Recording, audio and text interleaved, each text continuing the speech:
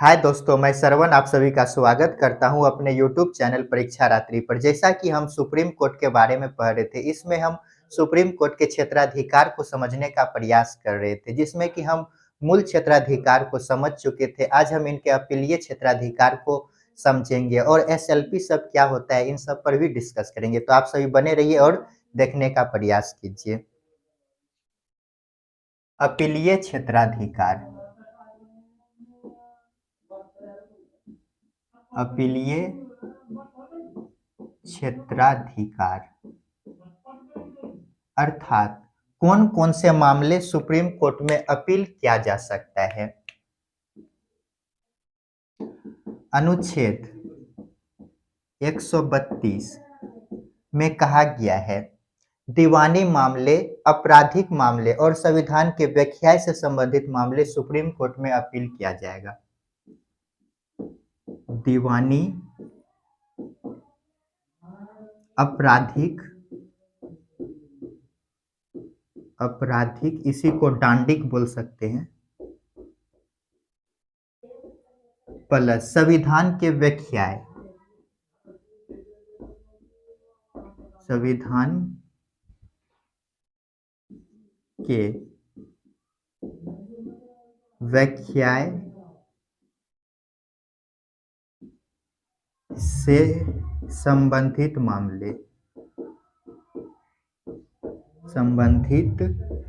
मामले supreme court में appeal किया जा सकता है।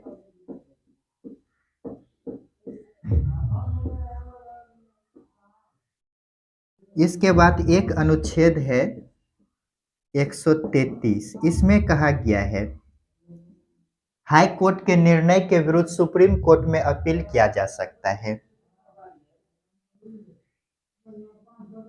दीवानी मामले में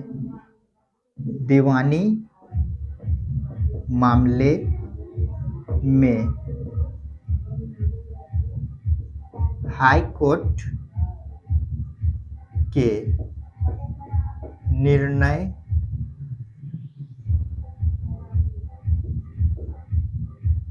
के विरुद्ध सुप्रीम कोर्ट में अपील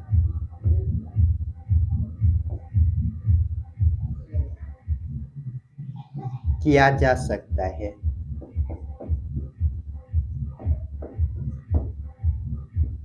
इसके दो शर्त हैं। इसके दो शर्तें हैं। पहला, यदि सत्र न्यायालय को हाई कोर्ट अपने पास मंगाकर व्यक्ति को फांसी का सजा दे दे, यदि चल रहे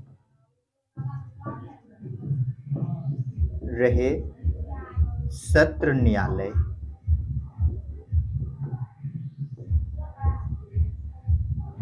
के किसी भी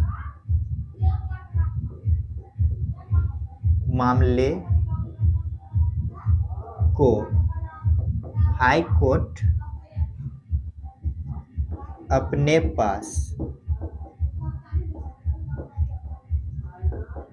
मंगाकर फांसी की सजा दे दे, फांसी की सजा दे दे, तो एक ये हो गया। और दूसरा है, यदि सत्र न्यायालय किसी व्यक्ति को बरी कर दिया हो और हाई कोर्ट में अपील करने पर फांसी की सजा मिले, तो यदि सत्र न्यायालय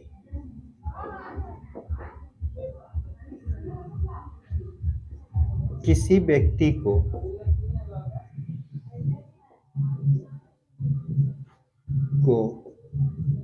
बरी कर दिया हो,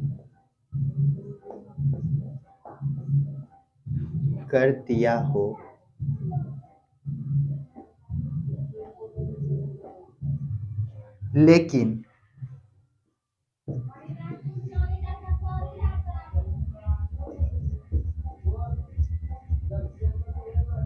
हाई कोर्ट में अपील करने पर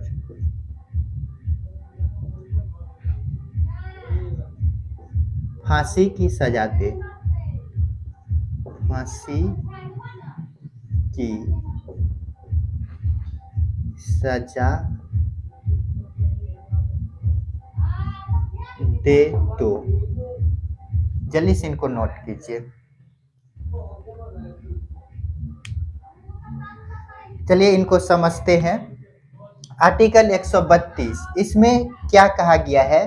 दीवानी मामले, आपराधिक मामले, डांडिक मामले और संविधान के व्याख्याय से संबंधित जो भी मामले हैं उसे सुप्रीम कोर्ट में अपील कर सकते हैं। इसी में आर्टिकल 132 में कहा गया है दीवानी मामलों में हाई कोर्ट के निर्णय के विरुद्ध दीवानी मामलों में हाई कोर्ट के निर्णय के विरुद्ध सुप्रीम कोर्ट में अपील किया जा सकता है, लेकिन इसके दो शर्त हैं। क्या है? यदि चल रहे सत्र न्यायालय में, यहां पे इनको समझने का प्रयास करते हैं। ये मान लेते हैं डिस्ट्रिक्ट कोर्ट है, डीसी लिख दिए, और ये हाई कोर्ट है और ये सुप्रीम कोर्ट है। ये जो डिस्ट्रिक्ट हाई कोर्ट से जो नीचे के न्यायालय सत्र न्यायालय है, यहाँ पर कोई यदि मामला चल रहा है उसको हाई कोर्ट अपने पास मंगाकर यदि व्यक्ति को फांसी की सजा दे दे, सुप्रीम को हाई कोर्ट अपने पास मंगाकर फांसी की सजा दे दे तो। और दूसरा है यदि सत्र न्यायालय किसी भी व्यक्ति को बरी कर दिया हो, ये जो न्यायालय है हाई कोर्ट से नीचे किसी व्यक्ति को बरी कर दिया हो, रिहा कर दिया हो, लेकिन हाई कोर्ट में अपील करने पर उसे फांसी की सजा दे, तो ऐसे मामले सुप्रीम कोर्ट में जा सकते हैं। पहले कहाँ अपील होता है? तो डिस्ट्रिक्ट कोर्ट, हाई कोर्ट, उसके बाद सुप्रीम कोर्ट। इसके न्यायालय इसके नीचे होता है सत्र न्यायालय। तो जल्दी से इनको नोट कीजिए। चलिए इनको मिटाते हैं।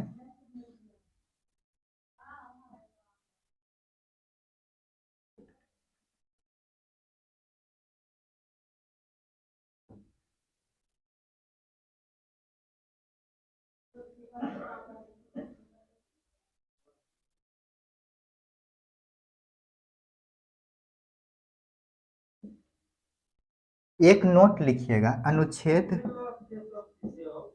134 नोट में लिखिएगा।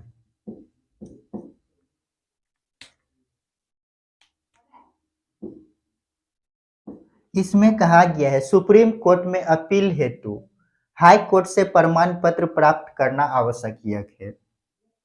सुप्रीम कोर्ट में अपील हेतु हाई कोर्ट से प्रमाण पत्र प्राप्त करना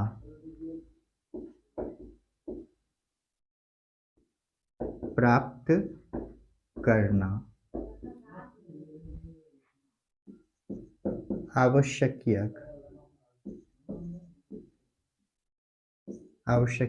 है। विशेष याचिका एसएलपी क्या होता है? विशेष याचिका एसएलपी, इसका जो है कि उल्लेख अनुच्छेद 136 में है। अनुच्छेद 136 इसमें कहा गया है सुप्रीम कोर्ट में एसएलपी दायर किया जाता है। सुप्रीम कोर्ट में एसएलपी दायर किया जाता है।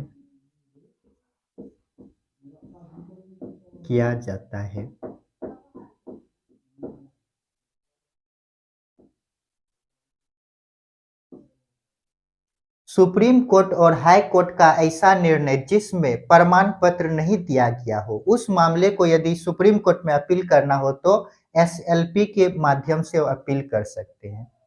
तो यहीं पे लिखते हैं सुप्रीम कोर्ट या हाई कोर्ट के ऐसे निर्णय जिसमें प्रमाण पत्र नहीं दिया गया हो,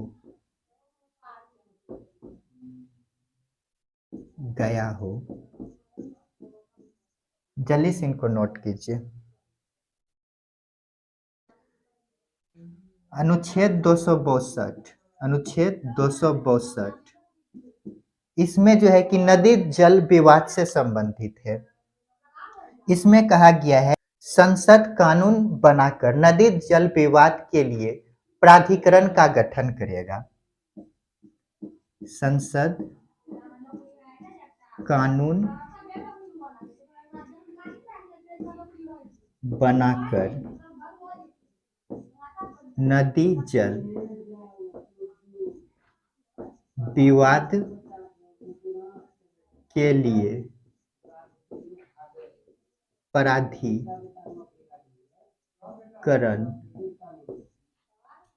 का गठन करेगा।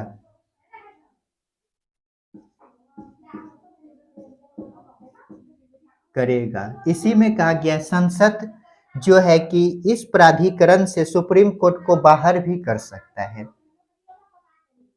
संसद कानून बनाकर इस प्राधिकरण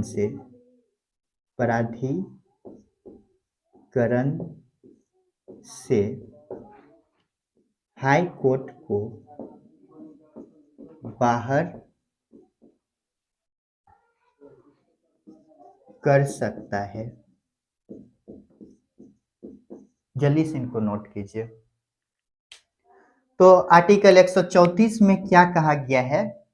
सुप्रीम कोर्ट में अपील हेतु हाई कोर्ट से क्या प्राप्त करना होता है? तो प्रमाण पत्र। सीधे हम सुप्रीम कोर्ट में किसी भी मामले को अपील नहीं कर सकते हैं, तो उसके लिए क्या होता है, पहले हाई कोर्ट से हमें प्रमाण पत्र प्राप्त करना होता है। उस प्रमाण पत्र के थ्रू हम सुप्रीम कोर्ट में अपील करते हैं। आर्टिकल 136 जो है, इसमें एसएलपी विशेष याचिका का वर्णन किया गया। ये विशेष याचिका जो है सुप्रीम कोर्ट में दायर किया जाता है। ये विशेष याचिका क्या है एसएलपी? तो सुप्रीम कोर्ट या हाई कोर्ट के ऐसे निर्णय जिसमें प्रमाण पत्र नहीं दिया गया है, तो ऐसे मामले को यदि सुप्रीम कोर्ट में अपील करना हो तो क्या करेंगे? एसएलपी के माध्यम से अपील करेंगे। आर्टिकल 262 इसमें कहा गया है संसद कानून बनाकर नदी जल विवाद के लिए प्राधिकरण ट्रिब्यूनल का गठन करेगा। संसद जो है कि कानून बनाकर इस प्राधिकरण से सुप्रीम कोर्ट को बाहर भी कर सकता है। तो जल्दी से इनको नोट कीजिए। चलिए इनको मिटाते हैं।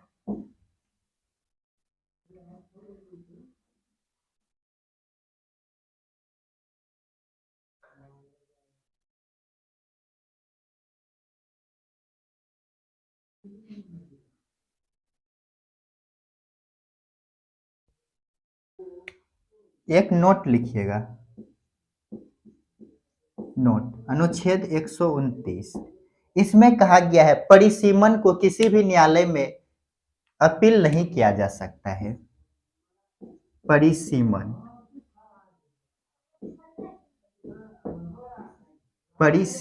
को किसी भी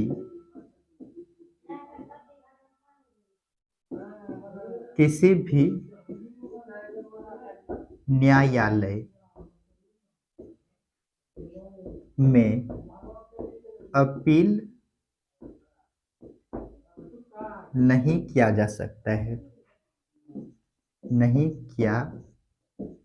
जा सकता है।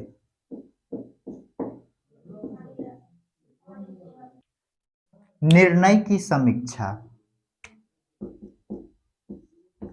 निर्णय की समीक्षा।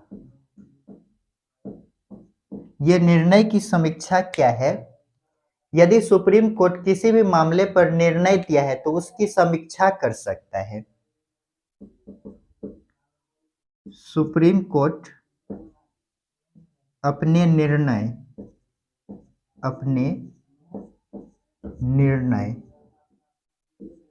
की समीक्षा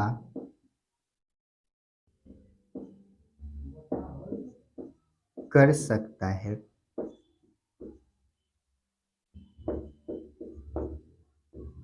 यहीं पे ब्रैकेट में लिख लीजिएगा जांच।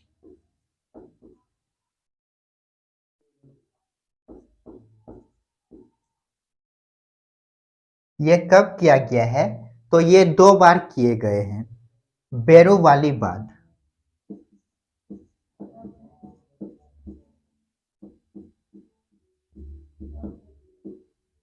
बेरोवालीबाद 1960, गोलकनाथ केस, गोलकनाथ केस, इसके 7 साल बाद 1967। तो ये जो है कि अनुच्छेद 29 में क्या है? तो परिसीमन, इसमें कहा गया परिसीमन क्या होता है? अपने क्षेत्र का, अपने देश का एरिया को बढ़ाना परिसीमन कहलाता है। मान लेते हैं भारत इतना बड़ा है, इसमें यदि किसी राज्य को हमको मिलाना है, अन्य देश के कोई भाग को राज्य बनाना है, तो क्या किया जाता है? परिसीमन के माध्यम से मिलाया जाता है। तो इसमें कहा गया परिसीमन को किसी भी न्यायालय में अपील नहीं किया जा सकता है। सुप्रीम कोर्ट हो या हाई कोर्ट, परिसीमन से रिलेटेड मामले को हम कहीं पर भी लेकर के नहीं जा सकते हैं।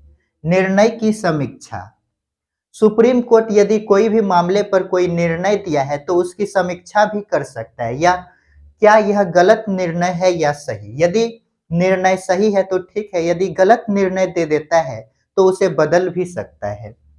तो सुप्रीम कोर्ट अपने निर्णय की समीक्षा कर सकता है। यह कब किया गया है? बेरोवालीबाद 1960 और गोलकनाथ केस 1967। जल्दी से इनको नोट कीजिए। ये दोनों जो मामले हैं केशवानंद भारतीय वाद वाला है, केशवानंद भारतीय वाद। ये दोनों निर्णय क्या है, इनको हम पहले भी पढ़ चुके हैं। जो इनको नहीं पढ़े हैं, मेरे पीछे वाला वीडियो को जाकर के देखिए, वहां पर बेहतर समझ में आएगा। तो दोस्तों आज के लिए इतना ही, मिलते हैं नेक्स्ट वीडियो में। अब जो अगला वीडियो आएगा उसमें हम सुप्रीम कोर्ट को पूरा कंप्लीट कर लेंगे, उसके बाद हाई कोर्ट को स्टार्ट करेंगे। तो मिलते हैं नेक्स्ट वीडियो में। वीडियो देखने के लिए धन्यवाद।